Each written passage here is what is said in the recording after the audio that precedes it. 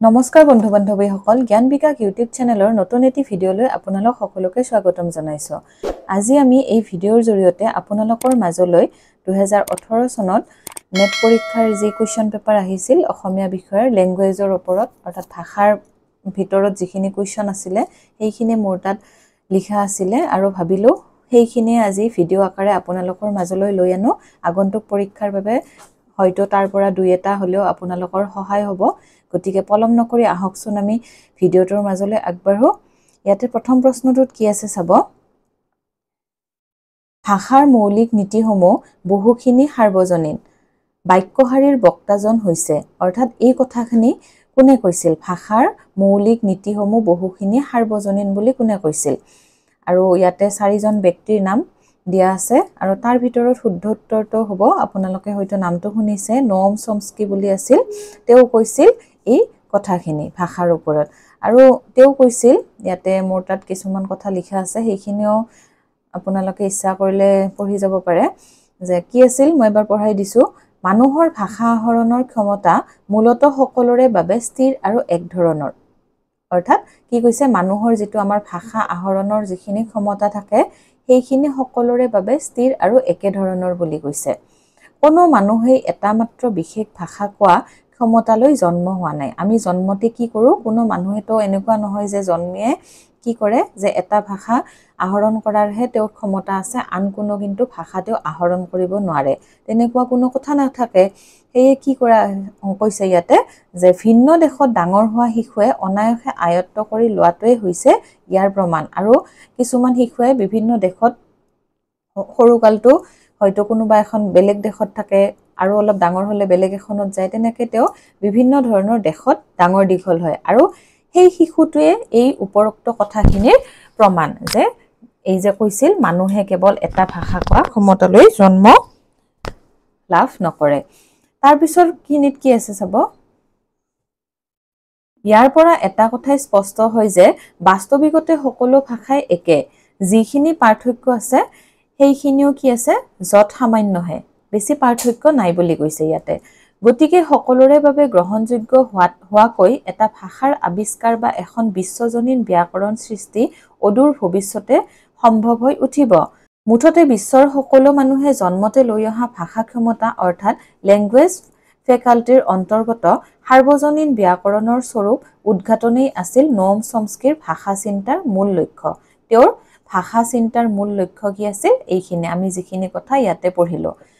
গতিকে এইখিনি কথা আপোনালোকে এবাৰ পঢ়ি চাব। দ্বিতীয়টো প্ৰশ্ন কি আছে এইটো চাম উক্তি যুক্তিৰ পৰা প্ৰশ্ন আহে যে তাত ইয়াতে কি কৰিছিল যে স্বৰধ্বনি নমনীয় অৰ্থাৎ ইলাষ্টিচিটি বুলি কৈছে গুণ বিশিষ্ট বুলি কৈছে অৰ্থাৎ স্বৰধ্বনি নমনীয় গুণ বিশিষ্ট কিন্তু কি কৈছে ব্যঞ্জন ধ্বনি তেনে নহয় বুলি কৈছে অৰ্থাৎ ব্যঞ্জন ধ্বনিটো তাত এনেকুৱা কোনো গুণ নাই বুলি কৈছে। আৰু যুক্তিটো কি দিছে ইয়াতে চাব ব্যঞ্জন ধ্বনিৰ আশ্ৰয়তহে স্বৰধ্বনিৰ উচ্চাৰণ হয় আৰু স্বৰধ্বনিয়ে হ্ৰস্ব দীৰ্ঘ সুৰ আদি বহন কৰে। তেনেহলে ইয়াতে আমি তলত যিখিনি এক্সপ্লেনেশ্যন আছে সেইখিনিৰ পৰা আপোনালোকে ভালদৰে বুজিব পাৰিব। এই মই আগতে এইটো পঢ়াই দিছো চাব যে প্ৰথমতে কি লিখিছো ইয়াতে স্বৰধ্বনিৰ এটা নিজস্ব অস্তিত্ব আছে। উদাহৰণটো চাব যে হস্ৰই এটা কি হৈছে স্বৰধ্বনি। এতিয়া কি হৈছে স্বৰধ্বনিটো কোনো ব্যঞ্জন ধ্বনিৰ সহায় নলোৱাকৈ উচ্চাৰণ কৰিব পাৰো। এই কথাটোতো আপোনালোকে জানেই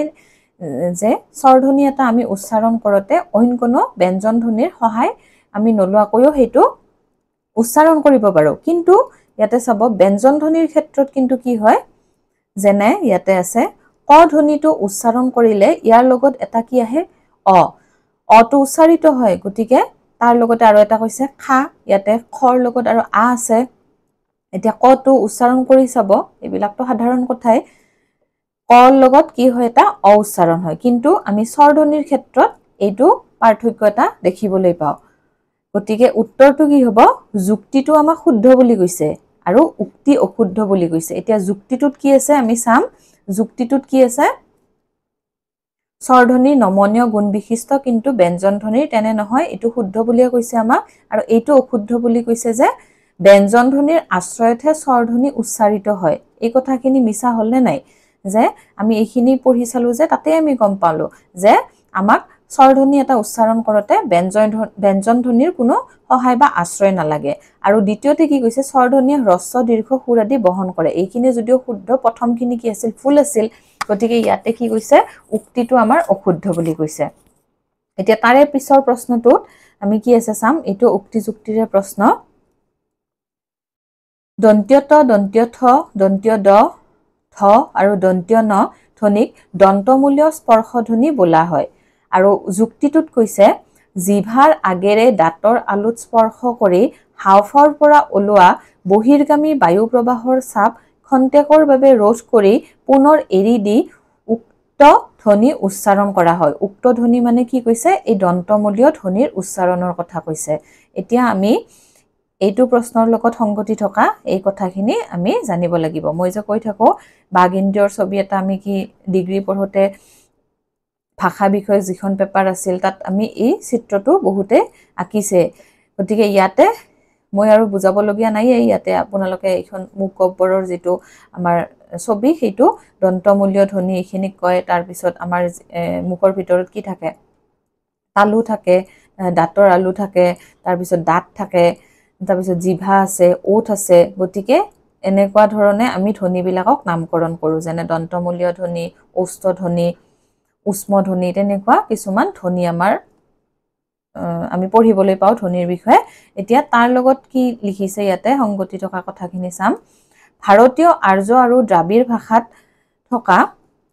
এই দন্ত ধ্বনি আৰু যিখিনি মূৰ্ধন্য ধ্বনি সেইখিনিৰ উচ্চাৰণ আমাৰ অসমীয়া ভাষাত নাই দন্ত আৰু মূৰ্ধন্য ধ্বনিৰ যিখিনি আমাৰ উচ্চাৰণ বুলি কৈছে সেইখিনি আমাৰ অসমীয়া ভাষাত নাই বুলি কৈছে ইয়াতে আমি মূৰ্ধন্য ত বৰ্গৰ যিখিনি ধ্বনি মাতো সেইখিনিক মাততে দন্তীয় ত বৰ্গৰ যিখিনি ধ্বনি উচ্চাৰণ কৰো বা মাতো সেইখিনি সদায় আমি দন্তমূলীয় ধ্বনি হিচাপেহে উচ্চাৰণ কৰো তাৰ পিছত কি লিখিছে মূৰ্ধন্য আৰু দন্ত এই গোটেইখিনি ধ্বনি আমি দন্তমূলীয় ধ্বনি হিচাপেহে উচ্চাৰণ কৰো অৰ্থাৎ গোটেইখিনি আমি একেলগে কি বুলি কওঁ দন্তমূলীয় বুলি কওঁ ইয়াৰ প্ৰধান কাৰণটো হৈছে অসমীয়া ভাষাত অনাৰ্য ভাষাৰ প্ৰভাৱ আৰু ইয়াৰ কাৰণটো কি কৈছে অসমীয়া ভাষাত আমাৰ কি আছে অনাৰ্য ভাষাৰ প্ৰভাৱ আছে আৰু এইটো ইয়াৰ প্ৰধান কাৰণ বুলি কৈছে যাৰ বাবে আমি কি কৰো দন্ত আৰু মূৰ্ধন্য ধ্বনি উচ্চাৰণ কৰিব নোৱাৰো আমি তাৰমানে পৃথককৈ এই ধ্বনিকেইটা উচ্চাৰণ কৰিব নোৱাৰো কেৱল আমি কি কৰো দন্তমূলীয় ধ্বনিহে উচ্চাৰণ কৰিব পাৰো এটা তাৰ পিছত কি আছে লিখা চাম বাঘ ইন্দ্ৰিয়ৰ সহায়ত আমি প্ৰতিটো ধ্বনি উচ্চাৰণ কৰো যিখিনি দন্ত ধ্বনি সেইখিনি সদায় জিভাৰ আগটো দাঁতত গৈ লাগে উচ্চাৰণ কৰি চাব দন্ত ধ্বনি যিখিনি আছে সেইখিনি উচ্চাৰণ কৰোতে আমাৰ জিভাৰ আগটো দাঁতত গৈ লাগে নে নালাগে সেইটো আপোনালোকে চাব কিন্তু যিখিনি দন্তমূলীয় ধ্বনি সেইখিনি উচ্চাৰণ কৰোতে সদায় জিভাৰ আগটো গৈ দাঁতৰ মূল বা আলু অংশত লাগে আৰু দন্তমূলীয় ধ্বনিৰ ক্ষেত্ৰত কিন্তু কি কৈছে জিভাৰ যিটো আগ সেইটো কি কয় দাঁতৰ মূলত গৈহে লাগে ডাইৰেক্ট কি কৰে দাঁতত গৈ নালাগে আমি এই দুটা পাৰ্থক্য পালো এতিয়া কি কৈছে গতিকে আমি অসমীয়া ভাষা কোৱা প্ৰত্যেকগৰাকী ব্যক্তিয়ে কেতিয়াও এই দন্ত ধ্বনিটো উচ্চাৰণ কৰিব নোৱাৰো আসলতে আমাৰ পৰিবেশ আৰু অভ্যাসে এই বাঘ ইন্দ্ৰিয়টোক এনেদৰে পৰিচালিত কৰে যে আমি কেতিয়াও জিভাৰ আগটো দাঁতত লগুৱাই এই দন্ত ধ্বনিসমূহ উচ্চাৰণ কৰিব নোৱাৰো নিশ্চয় কথাখিনি বুজি পাইছে এতিয়া তাৰ পিছত কি আছে চাব ঠিক তেনেকৈ আমি কি কৰো যেতিয়া মূৰ্ধন্য ধ্বনিসমূহ উচ্চাৰণ কৰো তেতিয়াও কিন্তু প্ৰকৃততে কি কৰো আমি দন্তমূলীয় এটো যে ত দন্তীয় তটোহে উচ্চাৰণ কৰো কাৰণ মূৰ্ধন্য ধ্বনিটোত জিভাৰ আগটো কিছু পাক খাই গৈ দাঁতৰ গৈ আলু ভাগ গৈ তালু ভাগত স্পৰ্শ কৰে আৰু সামান্যভাৱেহে স্পৰ্শ কৰে বুলি কৈছে গতিকে এনে ধৰণে যিবোৰ ধ্বনি উচ্চাৰণ কৰা হয় সেইবোৰক আসলতে মূৰ্ধন্য ধ্বনি বুলি কোৱা হয় এতিয়া উত্তৰটো আমি এতিয়াহে পাম উত্তৰটো কি আছে উক্তি যুক্তি দুয়োটাই সত্য বুলি কৈছে ইয়াতে প্ৰশ্নটোত কি আছিল দুয়োটাই শুদ্ধ প্ৰশ্নটো আমি এতিয়া চাম যে কি কৈছিল দন্ত্য ত দন্ত্য থ এইখিনি কৈছে গোটেই ধ্বনি কেইটা কি বুলি কৈছিল দন্তমূলীয় স্পৰ্শ ধ্বনি বুলি কৈছিল এইটো শুদ্ধ জিভাৰ আগেৰে দাঁতৰ আলুত স্পৰ্শ কৰি হাওঁফাওঁৰ পৰা ওলোৱা বহিৰ্গামী বায়ু প্ৰবাহৰ চাপ খন্তেকৰ বাবে ৰোধ কৰি পুনৰ এৰি দি এই দন্তমূলীয় ধ্বনি উচ্চাৰণ কৰা হয় তেনেহলে আমি উত্তৰটো ইয়াত পালো এতিয়া নেক্সট প্ৰশ্নটো কি আছে সেইটো চাম অকল মই উত্তৰটোই দি যোৱা নাই এক্সপ্লেনেশন খিনিও কৈ দিছো যাতে আপোনালোকৰ সেই প্ৰশ্নটোৰ ওপৰত যিখিনি মানে জানিবলগীয়া থাকে একেলগে পঢ়া হৈ যায় এতিয়া তাৰ পিছৰ প্ৰশ্নটোত আছে ইটো উক্তি যুক্তিৰ এটা প্ৰশ্ন প্ৰথমটোত কি দিছে অসমীয়া ভাষাৰ নিৰ্দিষ্টতাবাচক প্ৰত্যয়বোৰৰ যথাযথ অপ্ৰয়োগে অৰ্থৰ ওপৰত প্ৰভাৱ পেলায় আৰু যুক্তিটো কি কৈছে ইয়াৰ নিৰ্দিষ্টতাবাচক প্ৰত্যয়বোৰে নতুন অৰ্থবাচক শব্দ গঠন কৰে আৰু শব্দটোৰ মৌলিক অৰ্থৰ পৰিৱৰ্তন ঘটায় উক্তিটো কি দিছে হেতুটো পঢ়িলৈ যুক্তিটোত এইখিনি কথা কৈছে এতিয়া আমি এইটোৰ উত্তৰ কৰাৰ আগতে আমি কিছুমান উদাহৰণ চাম ইয়াতে চাব কি আছে এটা উদাহৰণ দিছো মানুহজন আহিছে ইয়াত কি আছে আমিতো জানোই নিৰ্দিষ্টতাবাচক প্ৰত্যয় অৰ্থাৎ নিৰ্দিষ্টকৈ যিটো যিয়ে বুজায় তাক কি কৰা বুলি কোৱা হয় নিৰ্দিষ্টতাবাচক প্ৰত্যয় এইবিলাক আগতে পঢ়ি আহিছো গতিকে ইয়াতে কি কৈছে মানুহজন আহিছে বুলি কৈছে ইয়াত নিৰ্দিষ্টতাবাচক প্ৰত্যয়টো হৈছে কি এটো জনটো কিন্তু আমি যদি মানুহজনৰ ঠাইত যদি লিখো যে মানুহটো আহিছে যদি লিখো ইয়াত তো হৈছে এটা নিৰ্দিষ্টতাবাচক প্ৰত্যয় এইটো কি হৈছে তো এটা কি নিৰ্দিষ্টতাবাচক প্ৰত্যয় এতিয়া কি কৈছে প্ৰথম বাক্যটোত আমি গম পালো যে মানুহ এজন আহিছে যেহেতু জন বুলি কৈছে অৰ্থাৎ মানুহ এজনৰ কথা কৈছে ঠিক তেনেকৈ আমি কি কৰিলো দ্বিতীয় বাক্যটোতো আমি গম পাইছো যে মানুহ কি হৈছে এজনে আহিছে তো বুলি কৈছে এতিয়া মানুহজনৰ ঠাইত যেতিয়া মানুহটো বুজোৱা হল তেতিয়া আমি এটা কথা গম পালো যে মানুহজনক তুষ্যাৰ্থত তো বুলি নিৰ্দেশ কৰা হৈছে অৰ্থাৎ মান্যাৰ্থ তুষ্যাৰ্থ এইবিলাক আছিল হয়নে মান্যাৰ্থত আমি বেলেগ বুলি কওঁ তুষ্যাৰ্থত বেলেগ বুলি কওঁ তুষ্যাৰ্থত ইয়াতে কি বুলি কোৱা বুলি কৈছে তো বুলি কৈছে জন বুলি কোৱা নাই তো বুলি কৈছে তুষ্যাৰ্থত অৰ্থাৎ আমি যদি এই তো আৰু জন দুয়োটা নিৰ্দিষ্টতাবাচক প্ৰত্যয় যথাযথ স্থানত প্ৰয়োগ নকৰো তেতিয়া হলে গোটেই বাক্যৰ ভাৱটোৰ পৰিৱৰ্তন আহিব পাৰে নিশ্চয়কৈ আহিব পাৰে কাৰণ আমি উদাহৰণ দুটাৰ পৰা এই কথাখিনি জানিব পাৰিলো যে জন আৰু তোৰ নিৰ্দিষ্টতাবাচক দুটাই নিৰ্দিষ্টতাবাচক প্ৰত্যয় কিন্তু তোই কি বুজাইছে তুষ্যাৰ্থত বুজাইছে এতিয়া ঠিক তেনেকৈ আমি কি বুজাম এতিয়াও মানুহজনৰ ঠাইত মানুহখন ব্যৱহাৰ কৰিব নোৱাৰো আমি এটোটো নোৱাৰো যে মানুহ খনটো ব্যৱহাৰ কৰিব নোৱাৰো মানুহজনে ব্যৱহাৰ কৰিছো ইয়াত গতিকে এটা নিৰ্দিষ্টতাবাচক প্ৰত্যয়বোৰৰ যথাযথ অপ্ৰয়োগে অৰ্থৰ ওপৰত প্ৰভাৱ পেলাব পাৰে নিশ্চয়কৈ পাৰে আৰু তাৰ পিছত ইয়াতে কি কৈছে নিৰ্দিষ্টতাবাচক প্ৰত্যয়বোৰে নতুন অৰ্থবাচক শব্দ গঠন কৰে নেকি ইয়াতে সুধিছে অৰ্থাৎ আমি ইয়াতে কি কম আমি যদি আগৰ উদাহৰণটোলৈ চাও মানুহজন আৰু মানুহটো এই দুটা আমাৰ আগৰ উদাহৰণ আছিল মানুহজন আহিছে বুলি কৈছে আৰু এটাত কৈছে মানুহটো আহিছে আৰু ইয়াত আমি দুটা ভিন্ন নিৰ্দিষ্টতাবাচক শব্দ যোগ দিছো নে নাই দুটা ভিন ভিন জনটো বেলেগ তোটো বেলেগ তুষ্যাৰ্থতো ব্যৱহাৰ হৈছে কিন্তু ইয়াত কি হৈছে এই দুয়োটা প্ৰত্যয় যোগ দিয়াৰ পিছত ইয়াত যিটো মূল শব্দ মানুহ ইয়াতে কি আছিল মূল শব্দ কিন্তু দুটাতে একে জন লিখাটোতো মানুহ আছে তো লিখাটোতে মানুহ আছে গতিকে মূল শব্দ কি পালো মানুহে পাইছো আমি এই মৌলিক শব্দটোৰ অৰ্থৰ পৰিৱৰ্তন হোৱা নাই অৰ্থাৎ শব্দটো যেনেকুৱা আছিল তেনেকুৱাই হৈছে হেইটোৰ আৰু অৰ্থৰ ফালৰ পৰা কোনো পৰিৱৰ্তন অহা নাই লগতে মৌলিক অৰ্থৰ পৰিৱৰ্তন হোৱা নাই মানুহজন আৰু মানুহটো এই দুয়োটা শব্দই এজন মানুহ অহাৰ কথাকে বুজাইছে নে নাই হয়নে এতিয়া উত্তৰটো আমি এতিয়াহে পাম উক্তিটো কি বুলি কৈছে শুদ্ধ বুলি কৈছে যুক্তিটো অশুদ্ধ এতিয়া চাব এইখিনি পঢ়াৰ পিছত আপোনালোকে নিশ্চয়কৈ বুজিব পাৰিব উক্তিটো আমাৰ কি আছিল এটো শুদ্ধ বুলি কৈছে যে অসমীয়া ভাষাৰ নিৰ্দিষ্টতাবাচক প্ৰত্যয়বোৰৰ যথাযথ অপ্ৰয়োগে অৰ্থৰ ওপৰত প্ৰভাৱ পেলায় এটো আমি পঢ়োতে গমে পালো তাৰ পিছত এটো অশুদ্ধ বুলি কৈছে নিৰ্দিষ্টতাবাচক প্ৰত্যয়বোৰে নতুন অৰ্থবাচক শব্দ গঠন কৰে আৰু শব্দটোৰ মৌলিক অৰ্থৰ পৰিৱৰ্তন ঘটায় এতিয়া আমি উদাহৰণটোত গমেই পালো মৌলিক শব্দ কোনটো আছিল মৌলিক অৰ্থ কি আছিল মানুহ তেওঁৰটো কোনো অৰ্থৰ পৰিৱৰ্তন ঘটোৱা নাই ইয়াতে কিন্তু ঘটাই বুলি কৈছে হেয় যুক্তিটো কি হ'ব অশুদ্ধ হ'ব গতিকে আমি উক্তি যুক্তিৰ ইয়াতে উত্তৰটো পাই গলো কি হ'ব তাৰ পিছৰ প্ৰশ্নটো আছে চাব এইটো উক্তি যুক্তিৰ এটা প্ৰশ্ন আপোনালোকে সুধিয়ে থাকে উক্তি যুক্তিৰ প্ৰশ্নবিলাক কেনেকুৱা আহে এইখিনি চালে নিশ্চয়কৈ ধাৰণা এটা কৰি ল'ব পাৰিব যে পৰীক্ষাত উক্তি যুক্তিৰ প্ৰশ্নবিলাক এনেকুৱাই দিয়ে এতিয়া চাব উক্তিটোত কি কৈছে অসমীয়া ভাষাৰ বচনবাচক খৰ্গসমূহ অৰ্থগত দিশৰ পৰা ব্যাকৰণগত আৰু যুক্তিত কৈছে মানুহবিলাক আদি ৰূপৰ বৰ বিলাক আঁতৰাই দিলে বাক্য বিন্যাসত কোনো খেলিমেলি নহয় কিন্তু এক বচনৰ পৰা বহু বচনৰ অৰ্থ প্ৰকাশ কৰিবলৈ এই খৰ্গবোৰৰ প্ৰয়োজন এতিয়া আমি ইয়াতে কি লিখা আছে সেইখিনি পঢ়ি চাম তাৰ পিছতহে আমি উত্তৰটো কৰিম প্ৰথমতে কি লিখিছো ইয়াতে অসমীয়া ভাষাত যিবোৰ বচনবাচক খৰ্গ আছে সেইবোৰৰ কোনো ধৰণৰ নিজস্ব অস্তিত্ব নাই এটা মূল বা প্ৰাতিপাদিক শব্দৰ লগত প্ৰত্যয়বোৰ যোগ দিয়াৰ পিছতহে এটা সুকীয়া অৰ্থ সন্মুখলৈ আহে যেনে ইয়াতে উদাহৰণটো চাব কি আছে যে আমি যদি মানুহ নকৈ বিলাক প্ৰত্যয় বা খৰ্গটো ব্যৱহাৰ কৰো তেতিয়া তাৰ কোনো নিজস্ব অৰ্থ নাই কিন্তু আমি মানুহবিলাক বুলি ক'লেহে ইয়াৰ এটা সুকীয়া অৰ্থ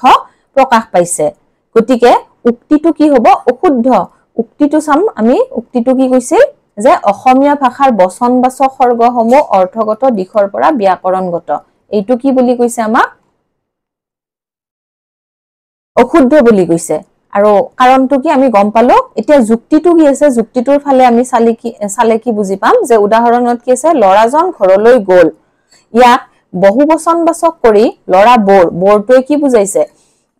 বহুবচন বুজায় আৰু ঘৰলৈ গ'ল লিখো ইয়াক বহুবচন কৰিলে আমি তেনেকে লিখো এতিয়া চাব ওপৰত লৰাজন একবচনবাচক প্ৰত্যয়টো ব্যৱহাৰ কৰিও যিটো ক্ৰিয়া শব্দ ব্যৱহাৰ কৰিছো সেই একেটা ক্ৰিয়া শব্দই আমি বহুবচনবাচক প্ৰত্যয় ব্যৱহাৰ কৰোতেও আমি সেই একেই ক্ৰিয়া শব্দ ব্যৱহাৰ কৰিছো অৰ্থাৎ ক্ৰিয়া শব্দটো জানে হয়নে কোনো এটা কাম কৰা বা হোৱা বুজালে সেইটো ক্ৰিয়া বুলি কয় আৰু ইয়াতে ক্ৰিয়াটো কোনটো হ'ব ইয়াতে যে গোলটো আছে যোৱা অৰ্থত বুজাইছে এইটো ক্ৰিয়া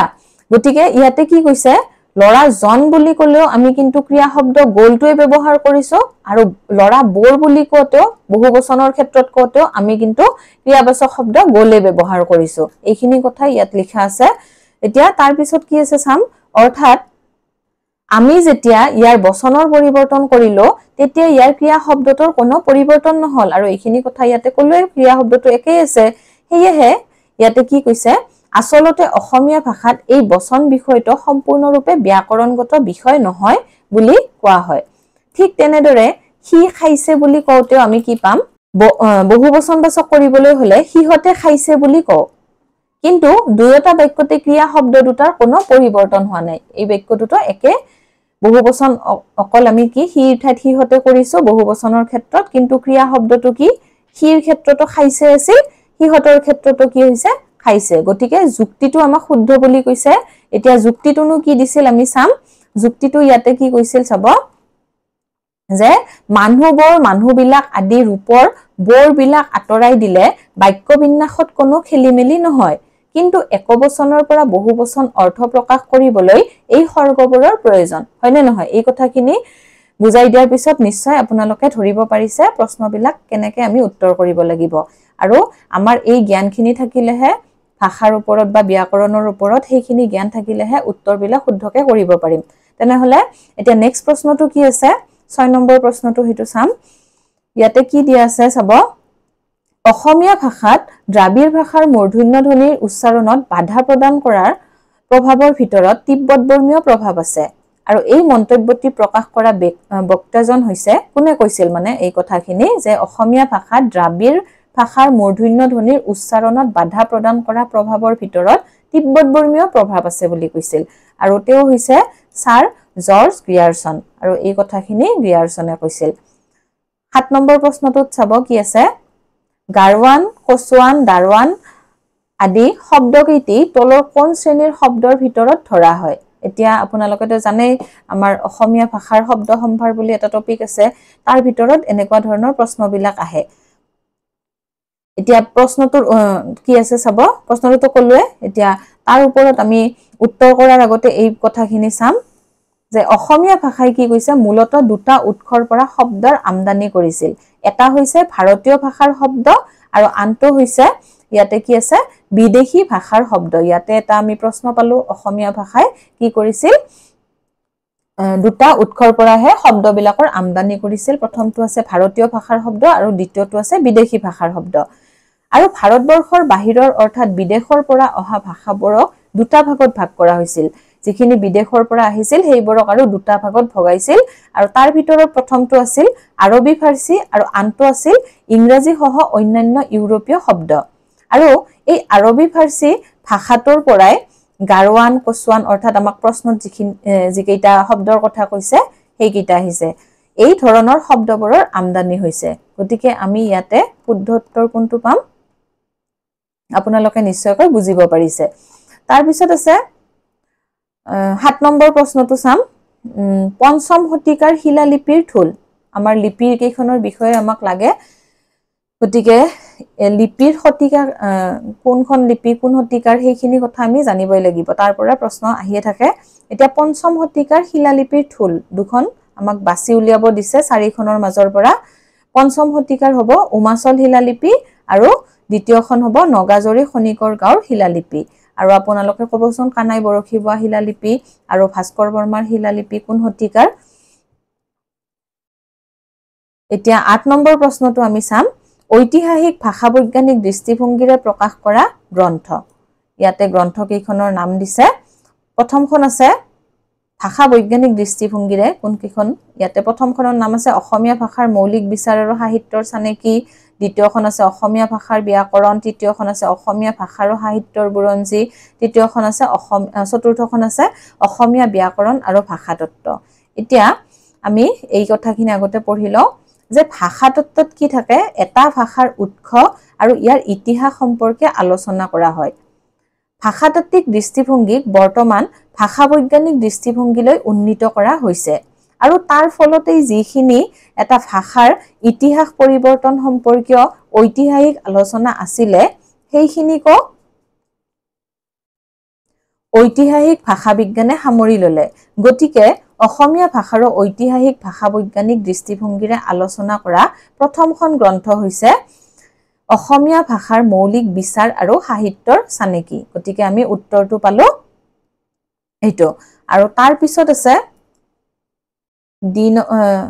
সি নম্বৰত যে আছে সেইখন হ'ব অসমীয়া ভাষা আৰু সাহিত্যৰ বুৰঞ্জী আৰু ডি নম্বৰত আছে অসমীয়া ব্যাকৰণ আৰু ভাষাতত্ত্ব ইয়াতে প্ৰশ্নটোত কি কৈছে চাব প্ৰথম প্ৰকাশৰ চন অনুসৰি একাদিক্ৰমে সজাব দিছে প্ৰকাশৰ চন অনুসৰি The Origin and Development of the Bengali Language আৰু এইখন কি আছিল ঐতিহাসিক দৃষ্টিভংগীৰে ৰচনা কৰা এখন গ্ৰন্থ আৰু এই গ্ৰন্থখন ৰচনা কৰিছিল ইয়াতে লিখা আছে সুনীতি কুমাৰ চেটাৰ্জীয়ে আৰু এইখন 1926 অৰ্থাৎ 1926 চনত প্ৰকাশ পাইছিল আৰু অপচনতে ইয়াতে উত্তৰ কেইটা কৰা আছে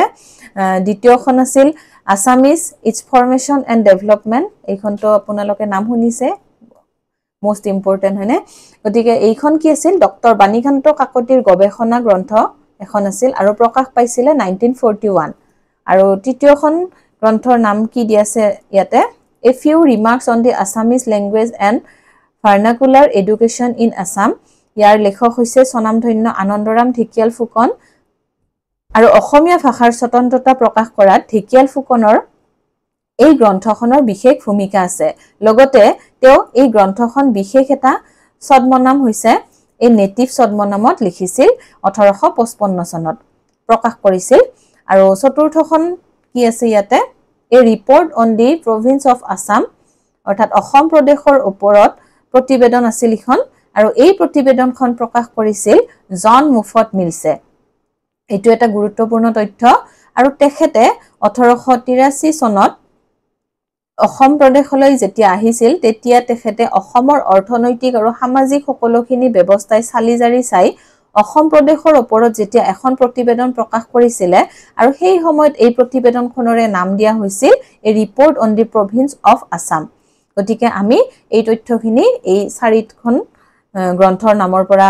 আৰু শেষৰখন প্ৰতিবেদন আছিল গ্ৰন্থ নহয় গতিকে এই কথাখিনি আমি জানিব পাৰিলো কোনে লিখিছিল আৰু গ্ৰন্থখনৰ প্ৰকাশৰ চন আৰু ইয়াতে যেতিয়া এইখন প্ৰকাশ কৰা হৈছিল তেতিয়াৰ সময়খিনি কিমান আছিল 1884 চন বুলি কৈছিল অৰ্থাৎ এই প্ৰতিবেদনখন প্ৰকাশৰ সময় এতিয়া আমি আমাক একাদিক্ৰমে যেহেতু সজাব দিছে গতিকে প্ৰথমতে কোনখন আহিব 1855 চন তাৰ পিছত আহিব 1926 তাৰ পিছত সৰি এইটো দ্বিতীয়খন এইটো হ'ব তৃতীয়খন এইখন হ'ব আৰু চতুৰ্থখন হ'ব এইখন ইয়াতে নাম্বাৰ কেইটা দিওতে অলপ ভুল হৈছে গতিকে এইখিনি আপোনালোকে নিজে কৰি ল'ব 1855 টো প্ৰথম আহিব তাৰ পিছত 1884 এই ডি নম্বৰটো আহিব আৰু তাৰ পিছত 1926 1941 হ'ব 10 নম্বৰ প্ৰশ্নটোত কি আছে আমি চাম প্ৰথম প্ৰকাশৰ চনৰ আধাৰত একাদিক্ৰমে সজোৱা এইখনো আমাৰ প্ৰশ্নটোত এইটোতো কি কৰিব দিছে প্ৰকাশৰ চনৰ আধাৰতে সজাব দিছে আৰু এইকিটা প্ৰশ্নতে আমাৰ বিশেষকে ভুল হোৱা দেখা যায় কাৰণ চন তাৰিখ বিলাক ইমান মনত ৰখা সম্ভৱ নহয় তথাপিও আমি ৰাখিবই লাগিব যিমানখিনি পাৰো গতিকে প্ৰথমটোত কি আছে আমি চাম অসমীয়া ভাষাৰ উদ্ভৱ সমৃদ্ধি আৰু বিকাশ এইখনটো নামটো শুনিছে আমাৰ এখন প্ৰয়োজনীয় গ্ৰন্থ আমাৰ পৰীক্ষাৰ বাবে উপযোগী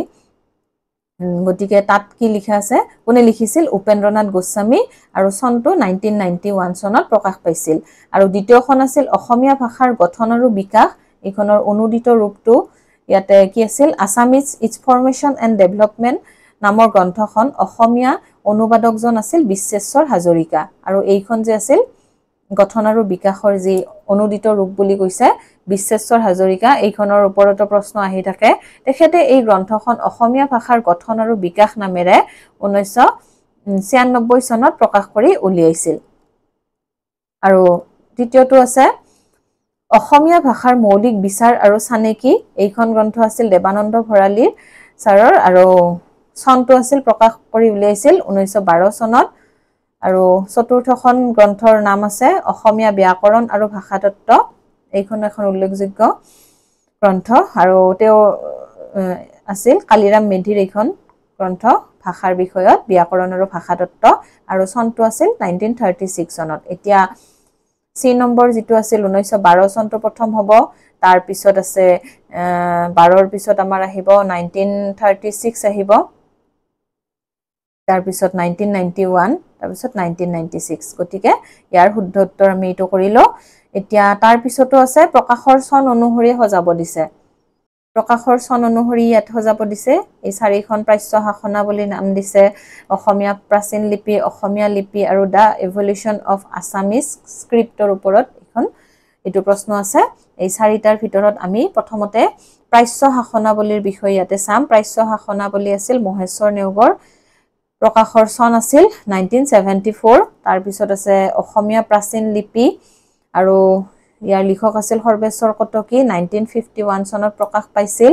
মন কৰিবলগীয়া যে ইয়াতে কি লিখিছো চাব অসমৰ লিপি সম্পৰ্কত গৱেষণা কৰা প্ৰথমজন ব্যক্তিয়ে হৈছে সৰ্বেশ্বৰ কটকী ইয়াত এটা গুৰুত্বপূৰ্ণ প্ৰশ্ন পালে আপোনালোকে কেতিয়াবা আহি যাব পাৰে লিপিৰ ওপৰত প্ৰথম গৱেষণা কৰা ব্যক্তিজন কোন আছিল সৰ্বেশ্বৰ কটকী তাৰ পিছত তৃতীয়টো প্ৰশ্নত ইয়াতে কি দিয়া আছিল অসমীয়া লিপি উপেন্দ্ৰনাথ গোস্বামীৰ 1987 ত তাৰ পিছত evolution of Assamese evolution of ইয়াতে কি আছিল আসামিজ হ'ব ইয়াতে আসাম লিখা আছে এসি হ'ব 1981 গতিকে আমি ইয়াতে একাদিক্ৰমে সজালে উত্তৰটো হ'ব এইটো বি টো আগত আহিব এ ডি সি এতিয়া তাৰ পৰৱৰ্তী প্ৰশ্নটো কি আছে এতিয়া 12 নম্বৰ প্ৰশ্নটোত কি আছে চাব প্ৰথম প্ৰকাশৰ চনৰ আধাৰত একাদিক্ৰমে সজোৱা এইটো একে প্ৰশ্ন প্ৰথমতে কি আছে অসমীয়া ইংৰাজী অভিধান আৰু ইয়াতে একেলগে লিখা আছে মোৰ প্ৰশ্নটোৰ কাষতে লিখা আছে যে 1867 চনত প্ৰকাশ পোৱা অসমীয়া ভাষাৰ প্ৰথম আৰু 19বিংশ শতিকাৰ একমাত্ৰ অভিধান আছিল এইখন আৰু কোনে উলিয়াইছিল মাইলছ ব্ৰনছনে বি নম্বৰটো আছে আধুনিক অসমীয়া অভিধান 1977 চনত প্ৰকাশ পাইছিল আৰু কাৰ আছিল এইখন মহেশ্বৰ নেওগদেৱৰ আৰু দেৱকান্ত বৰুৱা আৰু ৰজনীকান্ত দেৱৰ সম্পাদনাত অসম প্ৰকাশন পৰিষদৰ দ্বাৰা প্ৰকাশ পাইছিল এইখন তৃতীয়খন আছে শৰাইঘাট অভিধানৰ চনটো আছে 2011 চনত প্ৰকাশ পাইছিল আৰু কোনে উলিয়াইছিল দীনেশ চন্দ্ৰ গোস্বামীৰ দ্বাৰা সম্পাদিত হৈছিল আৰু চতুৰ্থখন হৈছে ব্যৱহাৰিক অসমীয়া অভিধান আৰু চনটো হৈছে 2013 চনত প্ৰকাশ পাইছিল আৰু কাৰ সম্পাদনাত এইখন প্ৰকাশ পাইছিল বসন্ত কুমাৰ গোস্বামীৰ সম্পাদনাত আৰু এইকেইটাৰ অৰ্থাৎ অভিধানৰ ওপৰত প্ৰশ্ন আহিয়ে থাকে গতিকে আমি অভিধানবিলাকৰ নাম জানিব লাগিব আৰু প্ৰকাশৰ চন এইবিলাক আমি মনত ৰাখিব লাগিব কোনে প্ৰকাশ কৰি উলিয়াইছিল গতিকে ইয়াতে প্ৰকাশৰ চন অনুসৰি যেহেতু সজাব দিছে প্ৰথমতে হ'ব এ নম্বৰটো দ্বিতীয়তে বি সি ইয়াতে ডি অৰ্থাৎ চন কেইটা চালে আপোনালোকে উত্তৰটো কৰিব পাৰিব এতিয়া তাৰ পিছৰ প্ৰশ্নটোত কি আছে মিলাব দিছে ইয়াতে ক স্তম্ভৰ লগত খ স্তম্ভ মিলাব দিছে প্ৰথমতে আছে কলমুণ্ডা ভাষাৰ বিষয়ে যেহেতু এইখিনি গতিকে কলমুণ্ডাটো আমি কাৰ লগত মিলাম অস্ট্ৰো এছিয়াটিক তাৰ পিছত মেইটি হ'ব কুকিচিন শাখাৰ তাৰ পিছত ত্ৰিপুৰী হৈছে তিব্বত বৰ্মী শাখাৰ তাৰ পিছত খাময়াং হৈছে চামচিনীয় শাখা আৰু খাময়াঙৰ লগত এইকেইটাও ইয়াৰ অন্তৰ্গত খামতি টাইফাকে আহোম আইটন আৰু তুৰুং গতিকে ইয়াতে ক অংশৰ লগত খ অংশ এইখিনি আমি মিলালো এতিয়া তাৰ পিছৰ প্ৰশ্নটো ক অংশৰ লগত খ অংশই মিলাব দিছে প্ৰথমতে আছে আঙ্গুলি কাহনো তেন্তেলি এইকেইটা ক'ত ব্যৱহাৰ হৈছিল প্ৰথমতে এইটো সুধিছে অৰ্থাৎ চৰ্যাপদত এনেকুৱা আমি শব্দবিলাক পাইছিলো তাৰ পিছত তুইলা টেঙা মদফল এইটো মদ হ'ব দেই তেলভৌকা এইকেইটা কামৰূপী উপভাষা হ'ব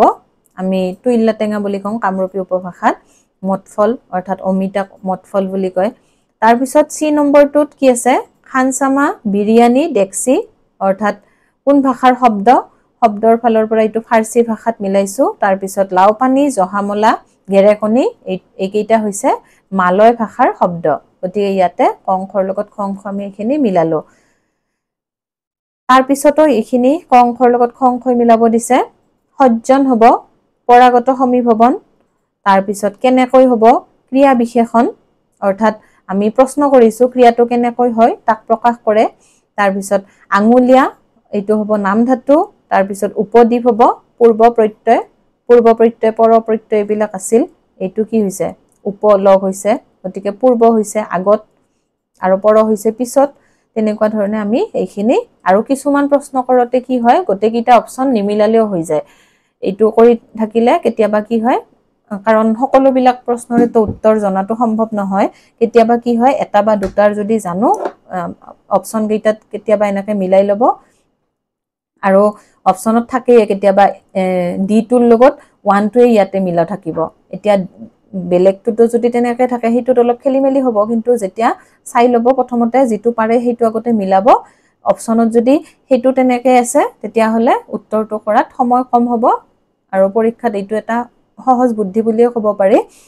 কাৰণ ইয়াতে ইটোৱে আমি বিশেষকৈ প্ৰথমতে জানিম উপদ্বীপটো সহজৰ ভিতৰত পৰে তাৰ পিছত কেনেকৈতো এইটো পাৰিম গতিকে এই দুটা আগতে মিলাই চাব তাৰ পিছত বাকি কেইটা কি দুটা মিলাৰ পিছত হেতু মিলাই যায় তেনেহলে আপোনালোকৰ মাজলৈ ভাষাৰ বিষয়ক যিখিনি প্ৰশ্ন আছিল তাৰ মাজৰ পৰা মই 15টা প্ৰশ্ন আজিৰ এই ভিডিও আকাৰে আপোনালোকৰ মাজলৈ লৈ আনিলো আশা কৰো এই ভিডিওটোৰ থকা প্ৰশ্ন উত্তৰ কেইটা আপোনালোকৰ আগন্তুক পৰীক্ষাত অলপ হলেও সহায় কৰিব পাৰিব আৰু নেক্সট যি ভিডিও বনাম এনেকুৱা ধৰণৰ প্ৰশ্ন উত্তৰ আকাৰে মই লৈ আনাৰ চেষ্টা কৰিম আৰু আজিলৈ তেনেহলে আৰু ভিডিওটো দীঘলীয়া নকৰি ইয়াতে সামৰিছো আৰু ভিডিওটো যদি ভাল পাইছে তেনেহলে লাইক কৰিব শেয়াৰ কৰিব আৰু চেনেলটো সাবস্ক্ৰাইব কৰি দিবলৈ নাপাহৰিব ধন্যবাদ